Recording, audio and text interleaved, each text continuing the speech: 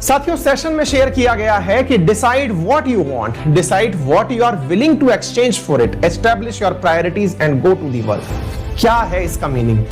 साथियों, मीनिंग बहुत स्पष्ट है अगर हम इसको समझते हैं तो। व्हाट यू वांट, आप चाहते क्या हैं। Decide what you are willing to exchange for it.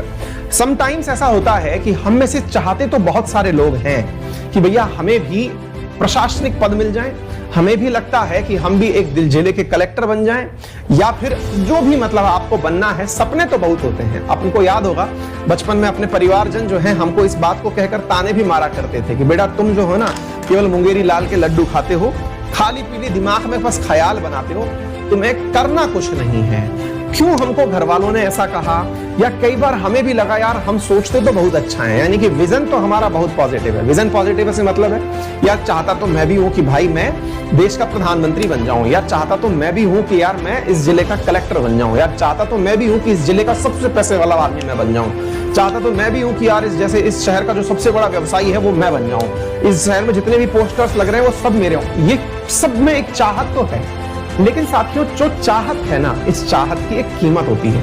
कीमत हमेशा मूल्य में अदा नहीं की जाती, वो मेहनत में अदा की जाती है।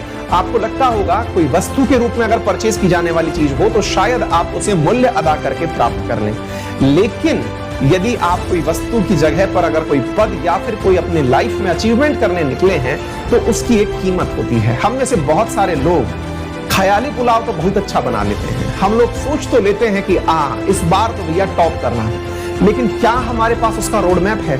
और रोड मैप है तो रोड मैप हमसे क्या बलिदान मांग रहा है ना?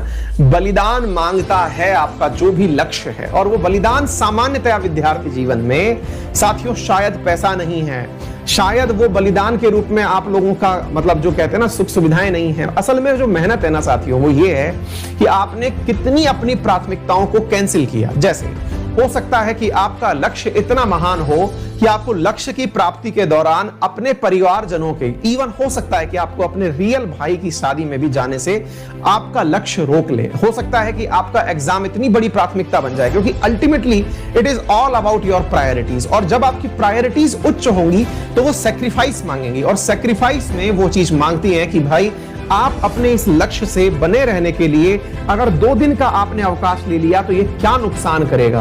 अगर हो सकता है कि आपने 2 दिन की छुट्टी ली और छुट्टी लेने से आपका रिदम बिगड़ गया, हो सकता है कि आपके घर में ही कोई निजी फंक्शन था आप उसमें नहीं जा पाए, हो सकता है कि आपको रातों की नींद खोनी पड़े, हो सकता है कि आपको अपने सारे दोस्त खोने पड़े, हो सकता है कि आप अब तक एसी रूम में बैठकर पढ़ते थे लेकिन नींद आने के कारण आपको धूप में बैठकर पढ़ना पड़े।